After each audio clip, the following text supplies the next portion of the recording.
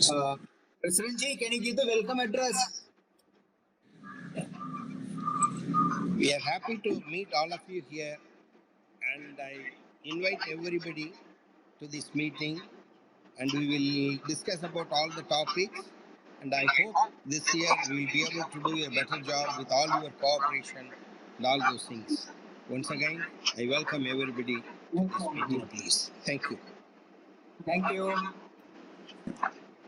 Balaji, can you give an intro of the presenter? Yeah. It's always a pleasure to introduce the current speaker. Have seen her first as a 10-year-old child. She would silently come along with her father for a yoga class. That's when I saw her first. While her father was taking the class, I was attending his yoga classes. She would silently do her homework. Once the session is over, she would patiently wait, no tantrums, nothing, and then go back with her father. And her father was able to manage her very nice. In fact, people say that day her father said that I am babysitting my daughter. My wife and mother have gone to the ashram for some training program, for some course there. Actually, what I felt was she was say class sitting her father, learning something, everything at each and every session, every moment. So I've seen her grow over the years. She's lived a life of yoga and also Ayurveda put together in her over the years. So, she's an enthusiastic of all things Indian, be it philosophy, medicine, practices, thought processes. She is a fantastic artist as well and a singer. She has won many prizes, participated in competitions. Anandi Jayagopal is a final year BAMS student. Yoga was introduced in her life right from the age of 8 and Ayurveda from yoga at 5 years of age and Ayurveda from 8 years of age. Firmly convinced in the ability of this combination to prevent and cure all human ailments, she will be now taking us through a journey in the need for an Ayurvedic lifestyle and its benefits in the 21st century. We are all waiting eagerly to make notes, and I'm also recording this session. I'll be sharing a link of this session also to you later on. Over to you. The floor is for you, Anandi. Before we start, okay, one more thing. The session initially, Anandi would be speaking about whatever her topic. Then we will have a small question and answer session as well for about 15 minutes. The total session will be for an hour. So it will be definitely worth spending time here and make notes. Both mental notes and maybe physical notes as well. Over to you. Thank you, Anand. Well, namaste, everybody. Thank you so much for those very kind, flattering words, I'd say, which I hope to live up to. 1 second, I'd just like to screen share. Just 1 second.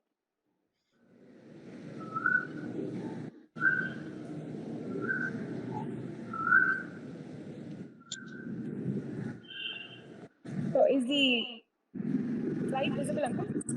Yes, ma'am. It is visible. Yeah. Okay. Yes. So, namaste, everybody. First of all, I'd like to thank Bharat Vikas Parishad for giving me this opportunity to sensitize the public about Ayurvedic lifestyle and the concepts of Ayurveda itself. I'd like to begin with a prayer. Chaturmukha Samarambham Vagbhatacharya Madhyamam Asmadacharya Paryantam Vande Guru Paramparam. Namami Dhanvantari Madidevam Surasurair Vandita Pada Padmam Loke Jararubhaya Mrityunasam Dataramisham Vividaushadham. Namaste, everybody. So directly going into the Ayurvedic Shastra, we can look at it from two basic perspectives, which is one as that of a Vaidya, and the second would be of every other person, every other human being, or even an organism. Whatever is present in this world, we can take in all of those things under the second purview. Now, in the session, I will be using certain terms like Vata, Pitta, and Kapha.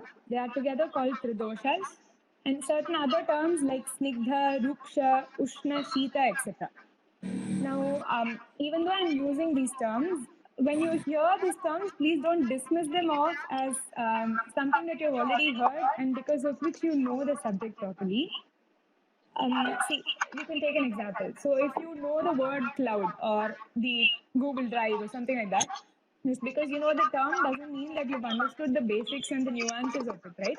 So it holds good here as well. So when you hear the terms, please keep an open mind and try to understand the inner meaning or the subtle aspects of the terms and what they convey.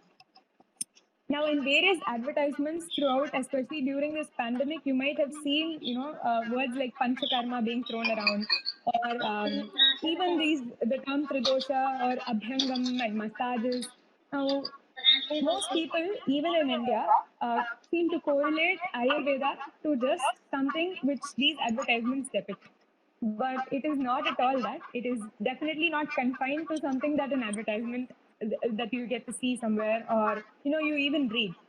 So the Shastra is extremely vast, and I'd like to try my best to present a little bit of that to all of you here. I'm reading out the shloka. It goes as Samadosha, Sama Agnista, Sama Dhatu Malakriyaha, Prasanna Atma Indriya Manaha, Swastha Ityabhidhiyate.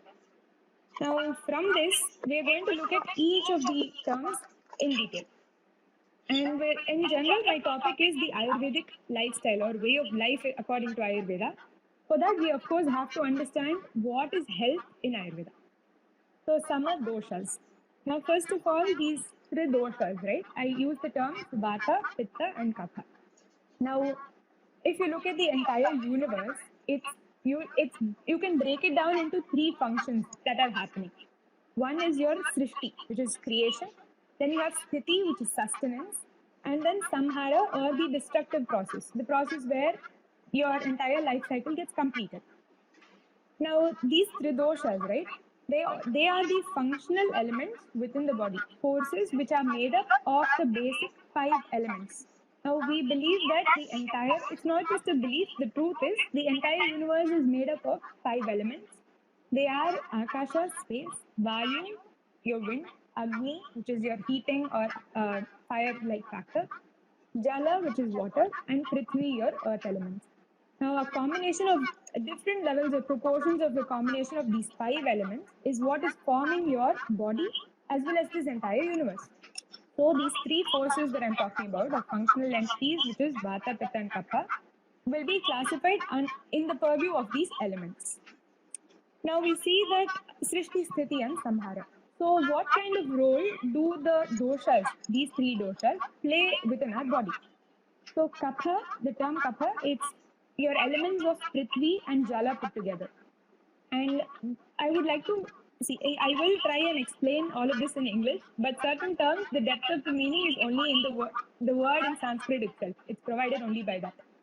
So, the Prithvi and Jala aspects together form your Kapha, which is your substance of the body, and it allows for your nourishment to happen. So, you take a seed, just to give an example, take a seed. Now, the seed, the process where it is starting to grow, it is going to germinate. That nutritive phase of growth is starting with your Kapha dosha. You can correlate it to that. The second is your Pitta. Now, Pitta is directly correlated to Agni, which is your heating or fire element. Now, that is playing the role of all kinds of transformation within the body. So, anything that has to change from one form to another, be it, take even chemistry examples. When two substances react together, what is generated as a side effect is heat. That heat element acts as the catalyst. That's how the entire process continues. And in our lives as well, Pitta is what maintains this. It allows us to go through life smoothly. And the third one is your Vayu or Vata. Now, any kind of movement. Now, from the term Vayu itself, what would we think? Wind, right? So, what is wind's property? When you're going in a car, when you feel the wind in your face, that is the movement. And Chalatvam. So, it's the movement that's there is caused by this factor, which is Vayu or Vata. Now, over a period of time, as you go through life, it will move towards your degenerative phases, which will be facilitated by Vata. So these 3 we looked at from the broad perspective of our life itself. You had the growing phase dominated by Kapha dosha. the middle phase, your youth, as well as up to, before, just before old age, which we can say as before 70, it's all dominated by your pitta. And the last phase of life, which is 70 to 100, or as much as the lifespan is nowadays, that is dominated by your vayu or vata. Now we've seen these three basic things. Now the doshas together, they are responsible for all the functions of your body. So when an Ayurvedic physician looks at you and the Vaidya finds out what is the doshic imbalance, that is how we diagnose a disease. Which is why we're also able to treat pandemics like the COVID-19, which is a supposedly new disease, right? So how can Ayurveda help in that kind of a situation? Because we look at the entire world, the body, and all processes that are taking place from the purview of these three doshas. So, so what would happen if these doshas are not working like the cogs of a wheel? So you can see the cogs of the wheel in the PPT, and only if all the parts are in sync and they work together, you'll be able to produce one cohesive life system, which is able to run itself and go through all the life processes smoothly, right? So what would happen? Let's just try and think of an example. Again, say you're inside a room and the room has windows and doors for ventilation, and you get wind through that factor. Will you be able to remain inside that room if there is a 500 km per hour wind blowing at all times? No, right? So you need only a specific amount of wind. And imagine, in the absence of wind as well, we are unable to function properly. The second, the heating factor. You need a nominal temperature at which you can exist. So whatever is comfortable for you. So the comfort level is something that you feel. So it's each individual person's experience that you can directly see that doshas are existent within the body. So will I be able to cut open the body and say that this is kapha, this is vata, this is pitta? No. Nor can you correlate it so grossly, just bile, mucus, or wind, like most books do. But they are functional entities. So I hope you got like a broad purview of that. And we saw that if the temperature increases too much, we won't be able to be in that room. Similarly, if it's frigid cold and you're freezing, again, it's not possible to live. The third thing would be, how does your water and earth elements together as kapha affect you? Say the same room example. If the whole room is flooded with water, can you move? Can you do any activity that you want? No. And if there is no water, internally you will also get dried up. So the same three happens within our body as well.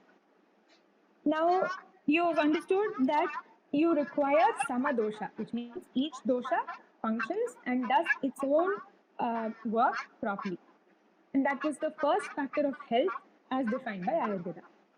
The second one, so in this you can see the life processes, right? So you go through the entire cycle and the tridoshas are only playing the role of carrying you through the life. And why is it that there's a picture of a tree which is going through the different seasons? It's not just within your body, but the entire universe which you sync with. So in Ayurveda, learning it's Ayu. Ayu is life. Veda is anything, here you can take it up as the study or understanding or in-depth knowledge of. So in-depth knowledge of life and all the life processes comes under Ayurveda. And just to explain a little about that tree, you see that it's going through various cycles as the seasons change. We will look into detail about how seasons can also affect our body processes. So we finished the first term, which was Samadosha. The next thing was Sama Agni. Now, Agni is a key role or key factor in understanding our body. These doshas are present. Keep them as one of the boxes or one of the cogs of the wheel that has to work in total for you to function. The second is Agni. Now, you may have heard from many people that whatever you eat is what you become. They keep saying, right? So what you eat is what you become. It is a very logical understanding, and it is the truth, because you understand that what you eat, it gets metabolized, digestion takes place, it gets formed into all your tissue elements of the body, and finally results in one cohesive human being. So you are what you eat. But how is this metabolization or conversion of ahara is food, ahara into you as a being? How does that happen? Agni is the key role for this. And let's also look at let's just take an example again. So when you're cooking food, you take one tiny vessel, you put the correct amount of food, and you've got a single candle flame which is trying to cook that food. How will that happen? Will that process be easy, or will the food get cooked at all? No, right? Similarly, you take a vessel with the food and you put it inside a glowing flame, and there's a huge blazing flame. Instead of getting cooked, the food will get burnt, right? And similarly, you've got maybe say an obstruction in your gas cylinder's pipe. The connection is poor, or there's something which is stuck inside. So when you're heating it,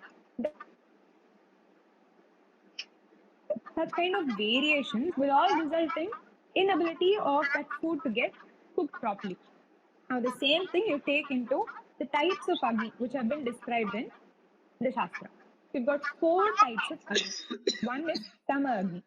Sama Agni is that which is balanced, which is it's able to take the food that you've given it and process it completely and form dhatus.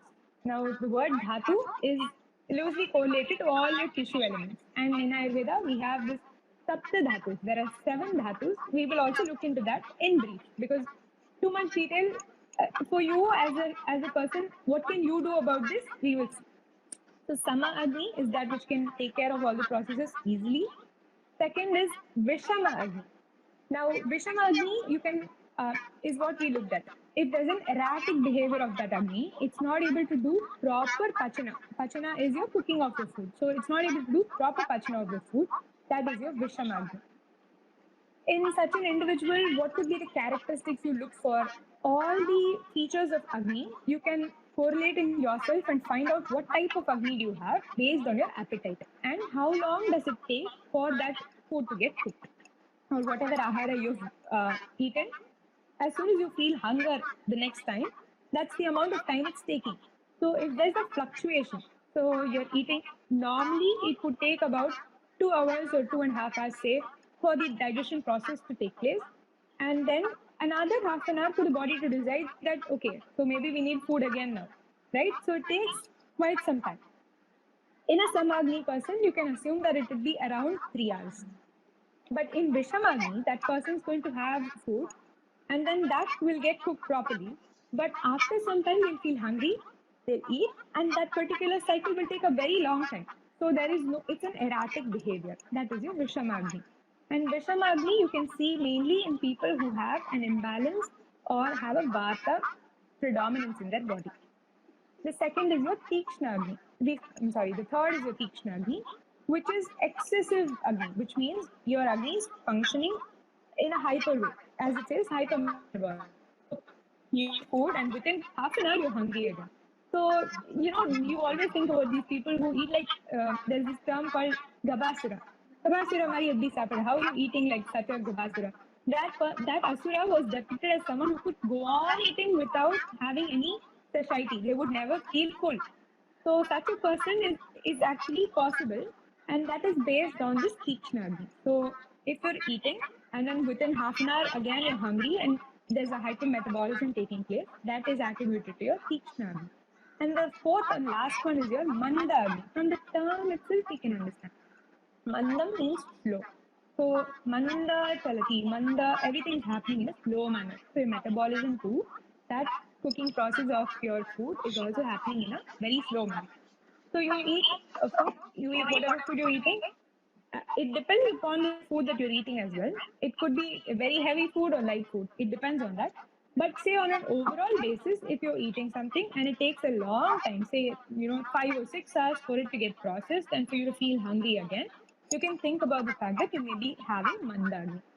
By your own nature, you could have any one of these agnis and correcting them to form sama agni, or at least knowing that this is the type of agni I have, and hence this kind of food, and at this timing if I have food, this quantity that I need to. So quantity, the type of food, the quality, and the timing at which you eat.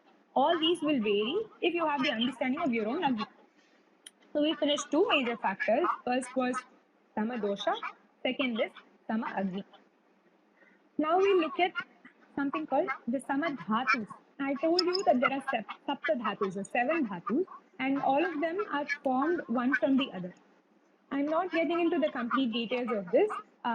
We will look into the other factors because you need to be able to play a role in your own health, and we will look into that. But Samadhatu is making sure that every tissue in your body, be it your, your lymph, we will just look at the names: Rasa, Rakta, Mamsa, Meda, Asti, Majja, and Shukra. Now, your rasa is the first element or the first transformatory substance from the food that you've eaten. From that, it gets converted to rakta, which is your blood-like properties. Then mamsa, which is your muscular elements or muscle tissues. Medas is your fatty deposits. These are all loose correlations. There is much more depth in it, but this is for good, easy understanding. Then asti. So from medas, which is the loose adipose tissue, we form asti, which is your bony structure. And then you have majja, which is your, from the term, maybe you all have heard this, majja, which is your bone marrow. And finally, shukra, which is your reproductive tissues, your seminal fluids, which are produced in both male and female. Now, in male, it's seminal fluid. In female, it's your artava, which is your ova. So, samadhatus, all of these play specific functions in our body. We have the shloka goes like Prenanam, Jivanam, Lepa, Sneho, Dharana, Puranam, Garbhodpadanam cha. I will try not to get too technical with this. So these saptadhatus, they ensure that your energy, they have been formed because of the ahara, the food that you ate, it's become metabolized. All these have been formed, and that produces your tissue or body elements. So samadhatus, all of these have to be formed in a proper manner. And that is responsible. How is it formed? We saw that it is because of the agni, the way in which your food is getting cooked. And finally, we come to Malak Syaha. Now, many people might find this, icky or may not consider this as a major factor, but this is one of the most important. Are you having a correct bowel movement? As soon as you wake up in the morning, say within half an hour or so, without having to take any water, coffee, or go running around, if you're able to pass your motion, that means your cycle, your entire body system is normal. However, for most people, I would say almost for how many other people are attending this, say 20, 25 of you, probably 20 of you do not have a proper bowel cycle. And urination is also important. Expelling out the toxins from the body is one of the most important processes to maintaining proper health. And your sweating is also considered as part of this. So these three form the malakriyas. So we saw samadoshas, the proper functional entities, sama agni, which is the ability to process any food that you're giving into the body, samadhatus, all the tissue elements that form the body are well formed, and malakriyas, the expelling of any kind of toxins are also done perfectly. Now, did they restrict themselves to just physical functions? No. We've got the second line which says prasanna atma indriya mana swastha ityabhidiyate. Prasanna atma, prasanna indriya, prasanna manaha.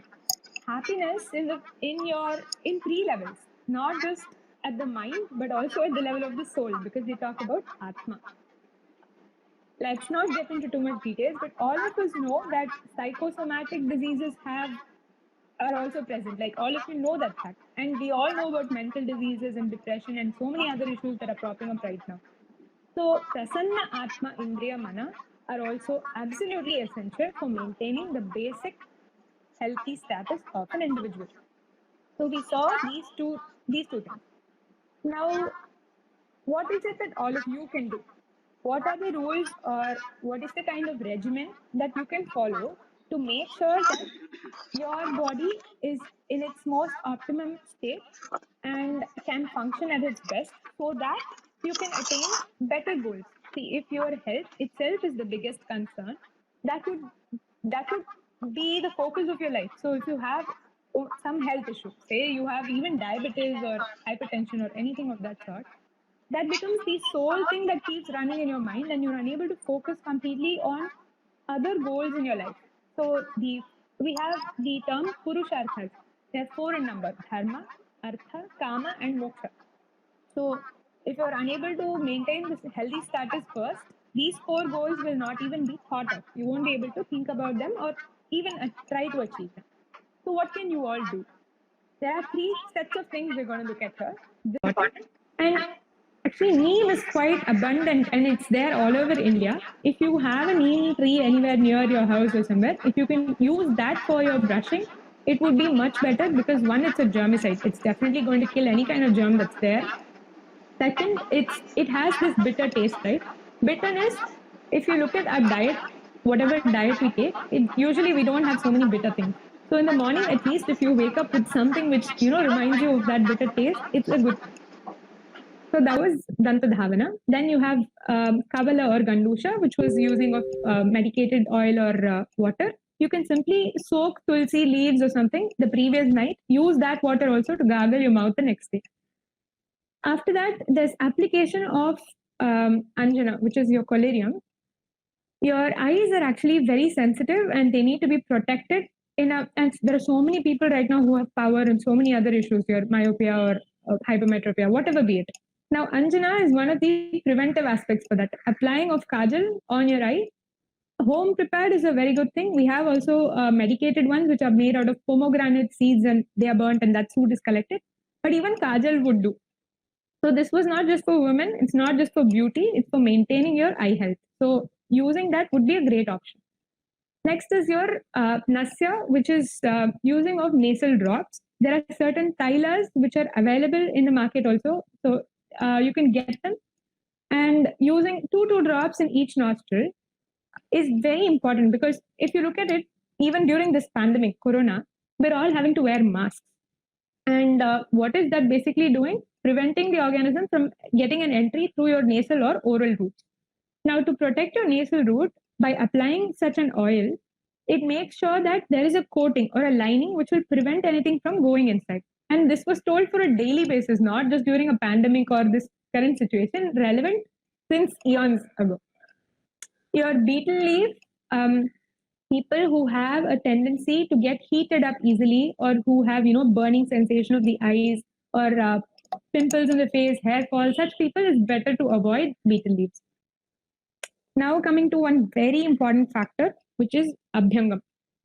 I will quote the shloka: Abhyangam acharen nityam sa jara shrama vataha drishti prasada pushti ayu swapna sutvaktva dardhyakrit. Okay, so let's first look at what is it that you're doing. Abhyangam is application of oil on the skin. And the skin is your largest organ. It's not the liver, but the skin. Because the maximum surface area in your body is provided by the skin. And by applying oil, you're making sure that it remains in a state of health. You have glowing, nice, lustrous skin. That is needed for the internal functions to also be happening in a proper way. Many Vaidyas, if you go to them, they will ask you to just scratch and show. If you have, those dry lines, it means that there is not sufficient unction provided to your skin. So that is being done by Abhyanga. And Abhyangam Achare Nityam, it is to be done every day. There is no exception. People have completely forgotten or gone away from the roots with this particular practice. I remember my grandmother, my mom, even it used to be a norm that you would have an oil bath on every Friday at least. So at least once a week. But here we're saying every day. And what does it do? Jara Shrama Vataha. Jara is the aging process. So to prevent or slow down your aging process, you don't need to use, creams or any other application. Simple oil application before your bath on a daily basis would ensure that the process of aging will not be as fast. Jara. Then Shrama and Vataha. Shrama is any kind of tiredness that you feel. That will be elevated by doing Abhyanga. Vataha. If you have Vata, this is for a Vaidya rather, but even if you're able to feel dryness of your eyes, dryness of skin, or your soles are cracking, if you have cracks in your feet, all of that will be prevented by doing Abhyanga. Drishti prasada pushti ayu swapna sutvaktva dardhyakrit. Sutvaktvam, tvak is skin, sutvaktvam. It makes your skin look perfect and beautiful. An interesting factor is people who are insomniacs. So many people come to us complaining that they're unable to sleep in the night. Obviously, because there is use of your gadgets, your phone, you don't shut down quickly and become calm or relaxed. But Abhyangam will help with all of that. So even while treating insomnia, Abhyangam is one of the major things that is done as a procedure. They are very practical. Now we should thank the Shastra for being so considerate that It understands that everybody need not have enough time to go and do the entire body abhyanga, wait for some time, let it soak inside, and then have a bath. So they've told three specific regions where you can do it, which is on the top of your head, Shiraha, Shira, Shravana. Shravana is your ears, and Padeshu, on the soles of the feet and the entire foot itself. So even if you're unable to do a whole body abhyanga, at least applying oil in the upper part of your head, in the vertex of your head, Shira, inside the ears, you can put in two drops of oil. It won't do any kind of harm, and it's maintaining your vata, making sure that there is no imbalance of vata created in the body. And padeshu, in your feet as well. Now the feet and the eye health are actually they are intrinsically connected. So application on these three regions is also okay. Shira Shravana Padeshu Tam Visheshena Shilayat. To definitely do at least in these three regions. Now, after doing Abhyanga, what is it that a person has to do? Vyayama. Vyayama means exercise. Currently, there is in India at least everybody is doing yoga or at least sensitized that they need to be doing some sort of a physical exercise because we've started to lead such sedentary lifestyles. So all of us are either in front of a laptop or some other, sitting at almost all points of time. There's no physical labor or work happening. So on a daily basis, to make sure this doing vyayama, doing exercise would affect everything that happens within that day. So first was waking up, then there were the natural urges, then your oral hygiene, then nasal as well as eye hygiene. After that, we came to the entire body, which was Abhyanga, and now we're looking at the exercise protocol. Now, in exercise, there is a few things to keep in mind. You should not overdo it. For everything, there is this saying, Sarva Dharmeshu Madhyamam, using the middle path for everything, not too extreme, not too less, right? So, in the seasons of winter and spring, people who are able-bodied, which is you're not extremely tired, you're not afflicted by any disease, and in general you may be lazy or something. So to recover from all of that, up to half the amount of strength that you have, you can do exercise. Meaning, if you are able to push yourself and do say 3 hours of vigorous exercise, you should cut it down to half the amount. So up to usage of half your strength, you can do vyayama. And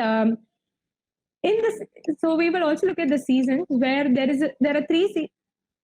Shad Ritus, which is 6 seasons into which the entire year is split into. So 2 months, you've got 1 season. And 3 seasons and another 3 together. In one particular set, the entire nature is cohesive. It's allowing your body to gain nutrition and feel, healthy. Whereas in 3 other seasons, it will be a depleting or a debilitating kind of environment. And you yourself know that, like when it's extremely hot, almost everybody wants to, be reclusive, be inside their homes, work from their own place, and not do too much work. So in those kind of seasons also, it's contraindicated to go ahead and do too much of exercise. Now, after the exercise, obviously you've all perspired a lot. There's a lot of sweating. So to get rid of all that smell as well as the toxins that have now come onto your skin surface, you have to do snana. Snanam is your bathing. If I will not go into details. There are details available as to which people are not supposed to have a bath, especially after food. Or in case you're suffering from indigestion, it's preferable not to have a bath because by having a bath, you're changing the temperature of your body. 2, you're diverting the circulation process that's happening. So instead of focusing on the digestion, which is supposed to be happening, your blood circulation changes. So to prevent that from happening and make sure that whatever food you've put inside gets digested properly, you should not have a bath in case you have indigestion or if you've just eaten. So we looked at the basic morning regimens. About the mental health, I'll just give a few points. We all know this already, and it's called as 10 factors that a person must definitely avoid, which is himsa asteya anyatha kamam, paishunyam parusha anrite, sambhinnalapam vyapadam, abhidyam drigviparyayam, papam karmeti dashada, kaya vang manasaistyavir. So people who are, I'm not describing all of them, but theft, anger, jealousy, envy, all such kind of emotions, if a person relieves themselves off from three phases: kaya, which is your body; vak, from the speech; manasaistyarya, from the mental perspective. It all originates from the mind. So from the mind, if you're able to stop yourself from feeling these kind of things or indulging in such kind of emotions, that will maintain your health in the best possible way. So we've had a broad overlook about dinacharya. What are the things that you're doing through a day, and what kind of routine specifically for the morning is what we saw. In Ayurveda, we also have description of the diurnal cycles and which dosha will have dominance during which kind of period. So early morning, which is say from 6 a.m. to 10 a.m., as you can see, is the dominance of kapha dosha. All your routines that have been told will occur within this period. Then you have from 10 a.m. to 2 p.m., which is your pitta kala. That at that time, as you can see, there'll be a very strong appetite, and that's when you eat. You can eat heavy food or a good meal at that time without any fear of indigestion. It will definitely get digested, even due to the kala. And then you've got 2 p.m. to 6 p.m. is Vata Kala. So the first half of the day, you complete by that 6 p.m. cycle. And the sun has also gone down by that time. After that is the evening routine. Your 6 p.m. to 10 p.m. is again your Kapha Kala. You have a certain routine. Most people have that. 10 p.m. to 2 a.m. is very important time. It's 100% for you to sleep because, again, as we already saw, Pitta, that Agni factor, will make sure that all the processes in the body are taking place in the perfect manner. So if there was some imbalance created during the first cycle of the day, the 6 a.m. to 6 p.m. cycle, that will get regulated during this Pitta Kala, which is from 10 p.m. to 2 a.m. So in this time, if all of us are awake or we're doing some activity and we're not allowing the body to do the restorative process over a long period of time, this is any of disease. And the disease can manifest in any way, need not be just a physical, it could even be a mental one. So make sure that you're sleeping at least at least you start to calm down and say that you're going to get into your rest mode from 9:40 or 9:45. And you can wake up really early. And we saw Brahma Muhurta Uttishtet, which was even before 6 a.m., you're waking up. That is acceptable, but keeping up during the night is definitely not. Now the seasons. We've seen your daily regimen. Now, what about the seasons? How would the season changing play a role in your health? It is one of the most important roles, and the acharyas who wrote the science or who wrote our shastra have a very detailed, beautiful understanding of it. And I told you that they are divided into 6 and 2 broad categories, right? So the 6 ritus are you've got Grishma, which is your summer, Varsha, your rainy season, Sharat, which is autumn, Hemanta, which is early winter, Shishira, which is late winter. So we were looking at the 6 ritus or the 6 seasons. We saw up to Shishira, which was your late winter, and then you have Vasanta or the spring. Now, throughout this period, your body also reacts or mimics what's happening outside in nature. Now, so let's just take one season over here because each season has its own charya and its own set of rules that people have to follow. So we'll just look at Varsha now. Now, Varsha Ritu is your rainy. Why I'm going into this is from Grishma, the next Ritu is Varsha itself. And that's what we are supposed to be having in a few months or actually within a few weeks. So in Varsha Ritu, what is happening? You've got that outside in the universe or in nature, you've got a downpour. There's an extreme amount of this kapha, but not in its perfect form, which is being created. And the same thing is mimicked within your body. So when there's excess of the water and the earth elements which are dominating, what is it going to affect immediately? All of you can just think about it. What will it affect? The next thing that it can affect is your Agni. So if the Agni is affected, we already saw that if there is no Sama Agni, your dhatus are not being formed, your tissue elements are not being formed properly. If that's not formed properly, the next thing is your disease process. So during this time, there is a high possibility that the digestive system, the digestive fire, and your entire metabolic processes may get affected. Which is also why, if you see, you need not have a corona pandemic to have the symptoms of fever or flu-like symptoms, cough and cold during this season, when there's a change in the season. This is the reason for that, because your metabolism and basically your Agni is getting affected. Now, so what is it that you can do? What are the things that you can follow? Already there. So in Varsha Ritu, what are the things that one should follow? Making sure that you don't eat something that's very heavy. Now, your food plays a very important role. If you eat light food, which is hot, and directly after it's freshly cooked and you eat that immediately, that can be taken up by the body easily. So avoiding any kind of cheese-based foods or oily deep-fried food or something that for your own body has been causing an affectation. If you avoid it during this period of Varsha, which is rainy season, it will definitely help out. It will prevent any kind of issue from cropping up. And even in Corona, the cases whom we are treating, the ahara or the food regimen that we are talking about is much more strict than just the medicine, because that plays a more vital or a long-term role than the medicines that we give.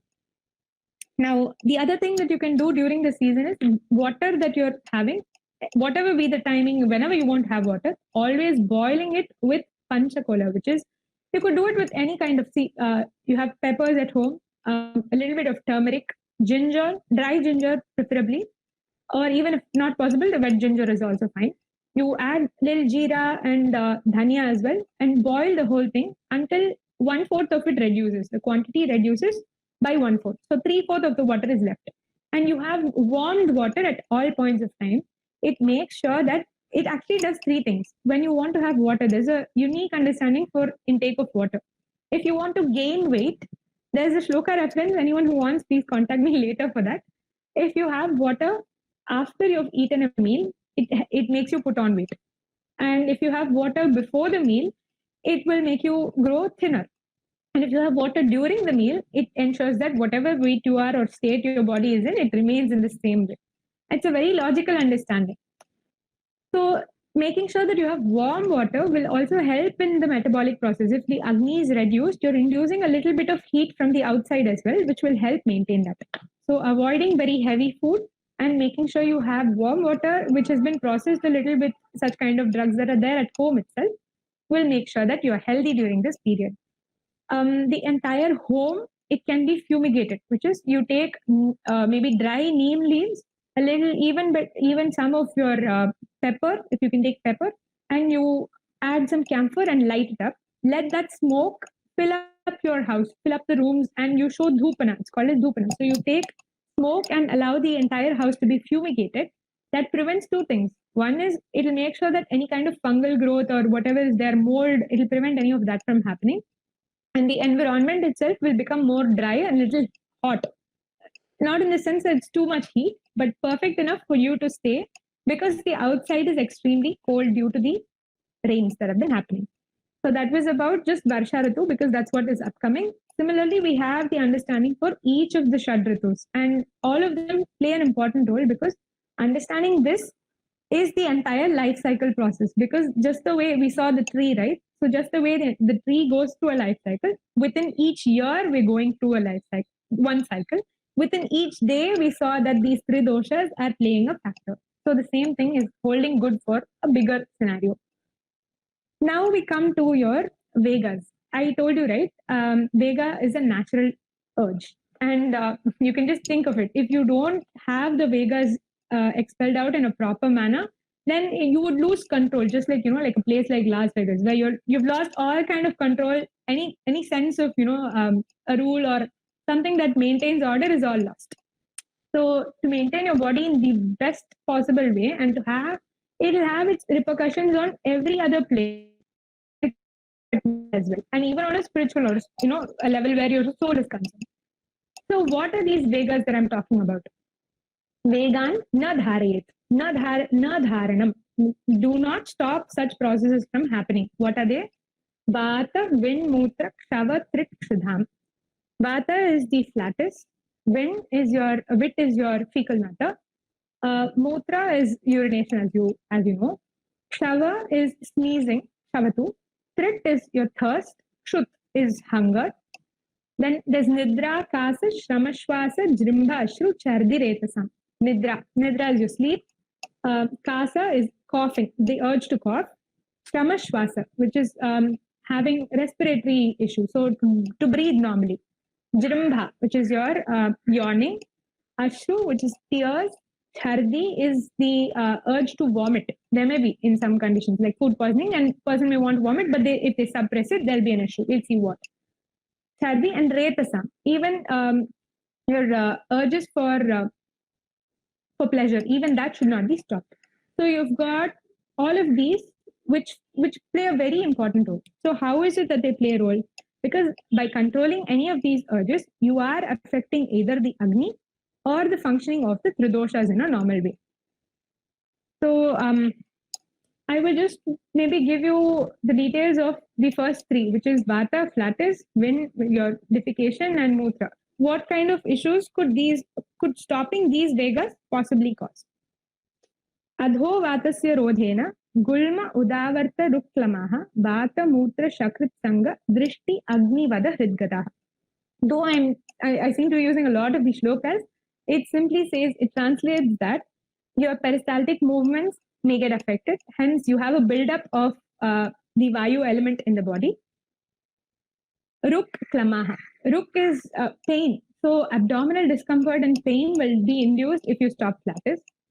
And Shavat, even your hunger is going to be, the Agni is going to undergo a Nasha if you do the Rodha of your flatus passing.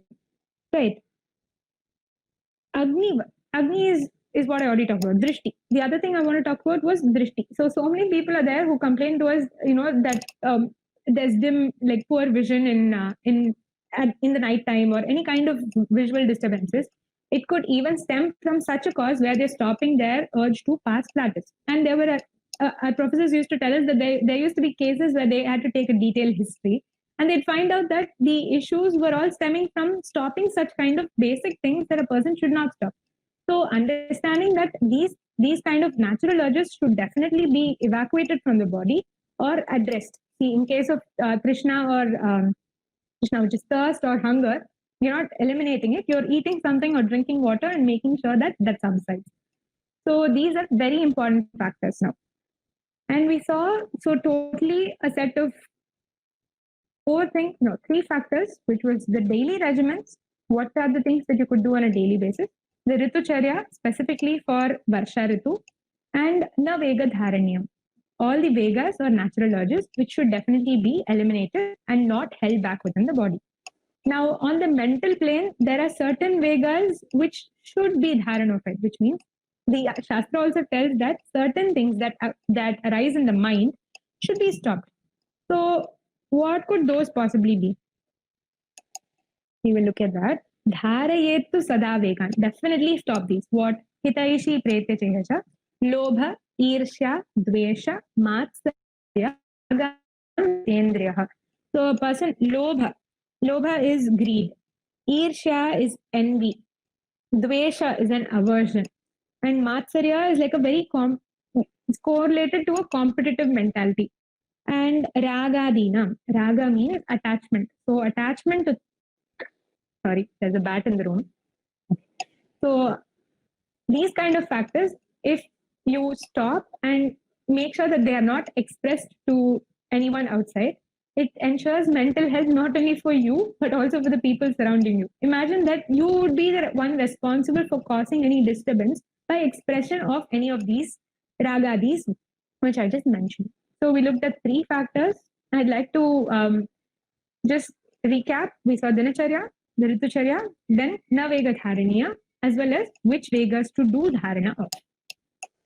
So it's almost 45 minutes, which was the time I was given for the explanation. So we'll move on to the doubt session now.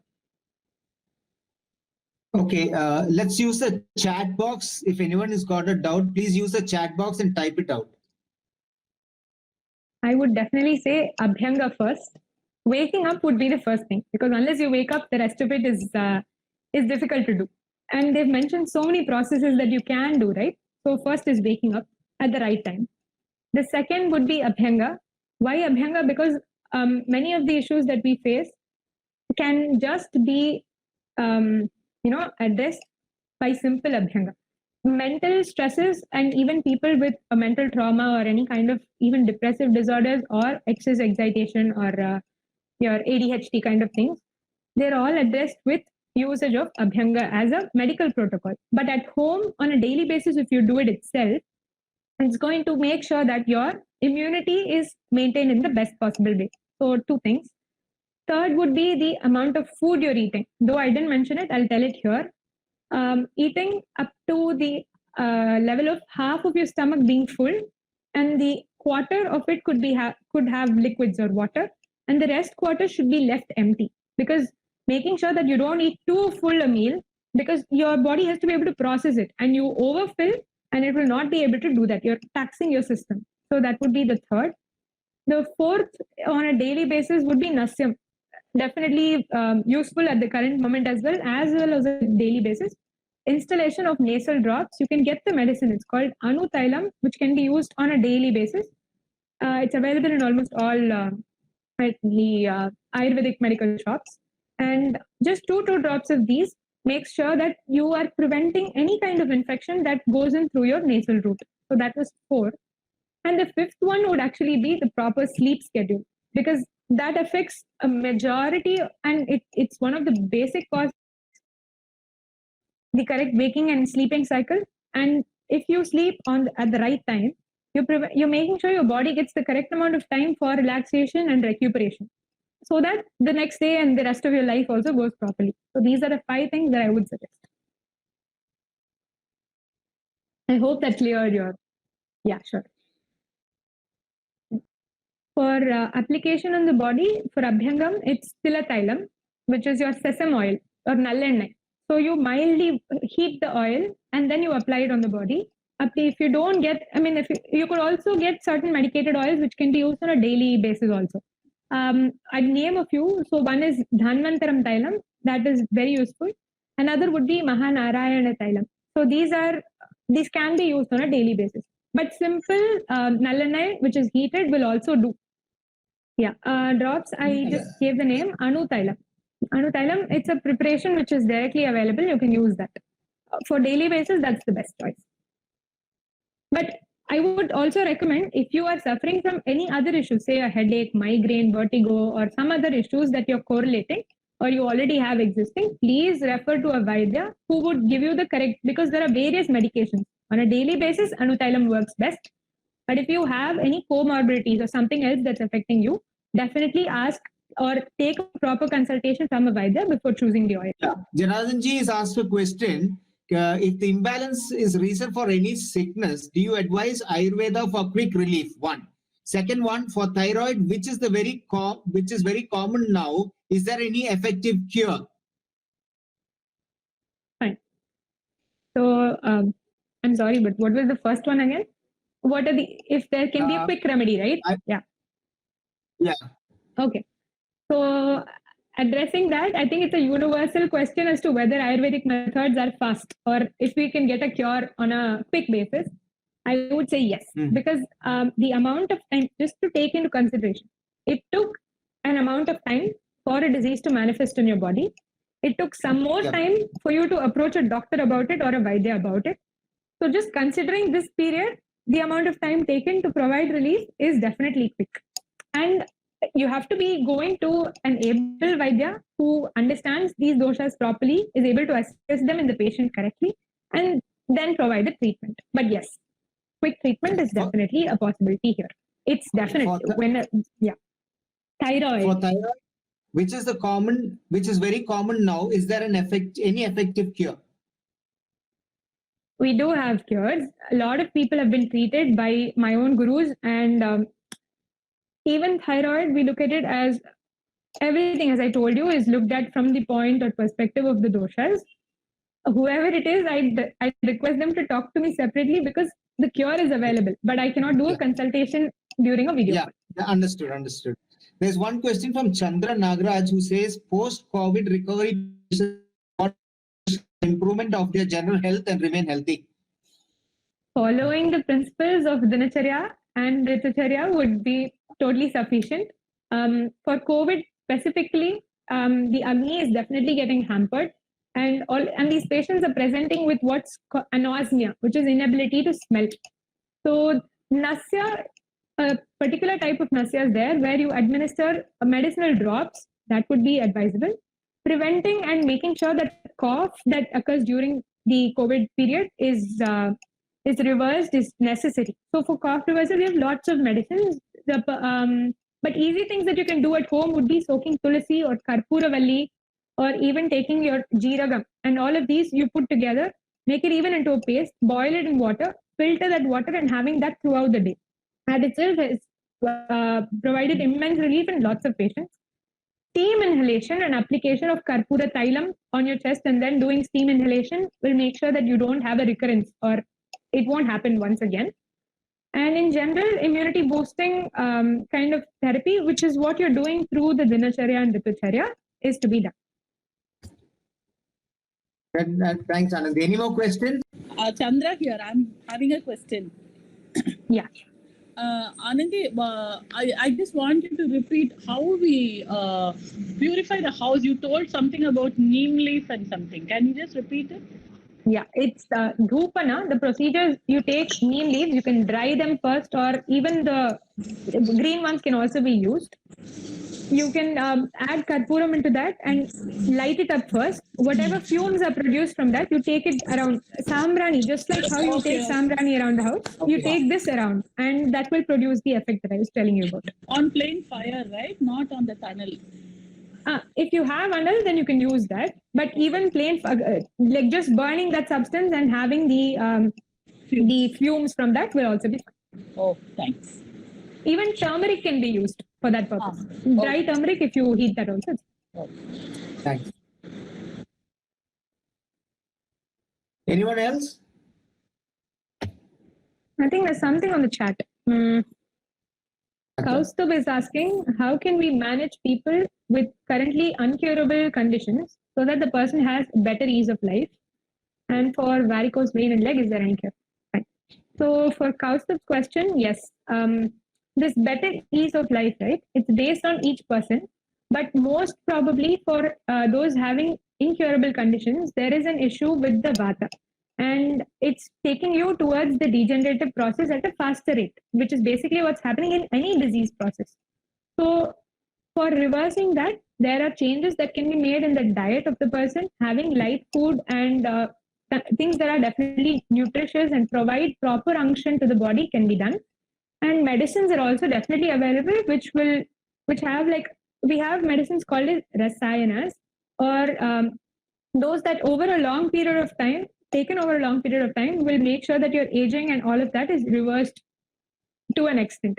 So that can be done in all of these cases. And maintaining the Agni to do at least correct amount of Dhatu Pushti will also be useful. For varicose vein and leg, is there any cure? For anyone asking me about specific diseases and is there a cure? Yes, there is a cure. But if you want a specific advice, you will have to approach me for a proper session. I would conduct sessions for general. I've sent in the email ID on the chat group. Yeah. And Uncle, you can please forward it to anyone else who's asking. No? Yeah. So Chaitanya is asking, is meat or egg recommended in an Ayurvedic diet? Now, we have a lot of medicines as well as diet regimen which include meat, especially that of goat. So we consider that among all the types of meat that is there in the spectrum, goat meat is one that's definitely going to provide proper amount of nourishment, and it's also easy to digest, because in most meats you see that once you eat meat, it's going to take a lot of time for it to process, because that itself is a processed food. I mean, it's the tissue element of some other animal, and it's going to take time for your Agni to process that. So among all the types, we have your goat meat, which is the best. And there are certain cases where even in, TB, or it's not TB specifically, or emaciated cases, a patient who has no nourishment is becoming extremely thin and is not able to, do normal work at home. For such people, there are many medicines as well as diet recommendations which include meat in it. Eggs, I have not seen. There are certain references like kukutanda is used, but that we've seen in medication. I'm not sure about the diet. Now the person is asking, how much time duration can we apply oil before bathing? Yes, this is important, because say if you're using only for those 3 regions which I told you, Shira, Shravana and Pada, if you do it for 15 minutes before a bath, it's fine. If you're doing the whole body abhyanga, at least half an hour, if you're able to spend and wait for the oil to get absorbed by the body, it will be much better. One more question. Anthailam irritates it. Yes. It is a regular symptom for most people. The amount that you're administering matters. So if you instill just 2 drops in each nostril, and don't shake extremely vigorously, it will anyways go inside as you lie down and do this process. And before doing nasyam, if you can just do a little bit, take a hot towel and put it, hot towel heated by hot water. So you take hot water, put the towel inside, nicely wring it out, and then just place it on your nose for a few minutes. And before this itself, you can apply little bit of oil on your face, then put the hot water based towel, and after that do the nasyam, it will be even better. Irritation because of anuthalam is a common symptom for everybody. Shall we wind up? Anandi, are you tired? No, not at all. Actually, I We'll just have to- scratched the surface here and Yeah. given you a very basic and broad term understanding of the entire subject. So, yeah, I'm not tired, don't worry. It's been a fantastic session, Anandi, to share. Exactly, we discussed about 1 hour. In 1 hour, we completed your presentation and also the question and answer session. It's been quite a lot of information we have got, and certain things. Of course, when we have so much information, only 1 or 2 points we will pick here and there and then start it. As you said, it's a good start. Thanks Yeah. for joining us and making this. This is our first public program we are doing online, and we are glad to Oh. have you here on this session. Thank you so Amazing. much. We will be having more Guru sessions. Kripa. And for the information of all participants, we are planning to have one session on every last Sunday of the month. That's what we do in the live sessions.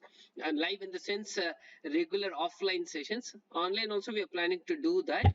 So you can have next last Sunday of August, 6 o'clock. This is our standard time.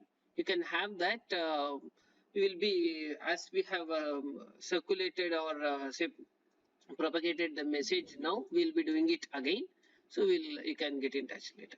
You can also leave us a message if you want to be specifically in personally message. You can leave us a message so that we'll send a personal message also. Thank you all. For formal vote of thanks, over to Premji again.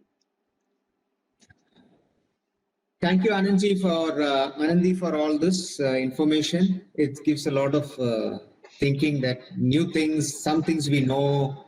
But thank you all of you for joining us. And every last Sunday of the month, we'll have a program like this that's going to be very informative. And Anandi, for information, there were more people here today than in the physical meeting. Balaji will know about it. And for a change, everyone was on time. Thank you very much, all of you. Thank you, Anandi. Have a nice day. Thank you. Have a nice evening. Take Thank care. you so much for this God bless opportunity. you. Yeah. God Thank you bless so you. much. Take care.